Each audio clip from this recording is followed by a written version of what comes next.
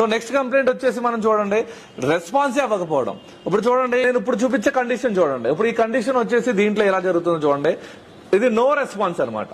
ఇప్పుడు చూడండి నేను ఇక్కడ కనెక్ట్ చేశాను, ప్లస్ ప్లస్ మైనస్ మైనస్ పెట్టాను. చూడండి ఇప్పుడు నేను షార్ట్ చేస్తున్నా కానీ జీరోస్, అంటే ఎలాంటి రెస్పాన్స్ లేదు.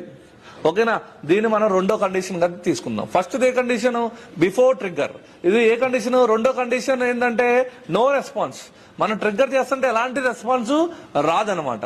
సో కనెక్ట్ చేసే ఎలాంటి రెస్పాన్స్ లేదు, అంటే బిఫోర్ ట్రిగ్గర్ ప్రాబ్లం లేదు.